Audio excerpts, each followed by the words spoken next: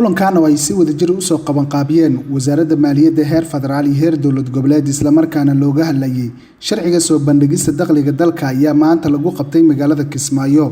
waxaa ka qayb galay mas'uuliyiin ka tirsan wasaaradda maaliyadda xukuumadda federaalka Soomaaliya iyo waliba kuwa dowlad goboleedka Jubbaland xildhibaano ka tirsan maamulka Jubbaland. sharciga dakhliga ayaa waxa uu yahay mid muhiimad gaar ah u leh dadka Soomaaliyeed isla markaana ay soo diyaarisay wasaaradda maaliyadda xukuumadda Soomaaliya.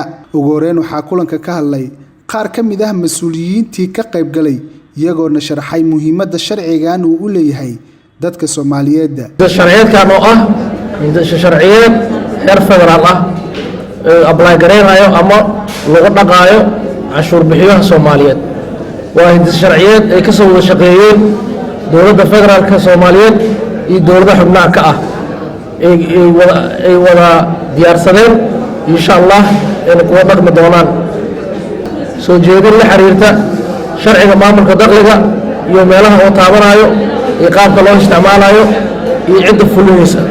canshuurta waa qiimo uu bixiyo qofka muwaadinka ah si uu u helo adeegyada dawladda sida caafimaadka, waxbarashada, ammaanka iyo dhammaan kaabayaasha dhaqaalaha.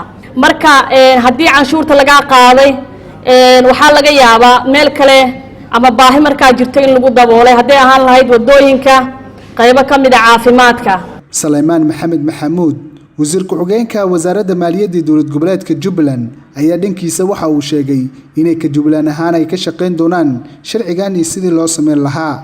xafladan aan sugu nimid waxay tahay soo bandhigid barnaamijka sharciga dakhliga. shay walba marka la qabanayo waa inuu jiraa maxaa tiraahdaa barnaamij lagu shaqeeyo bacdama dowladda federaalku ay hoggaan u tahay maamul goboleedyaduna ay dowladda ka mid yihiin. sidaas laaligeed dakhliga Soomaaliya in la mideeyay waa wax aad u muhiim ah oo aan aad ugu farxayno.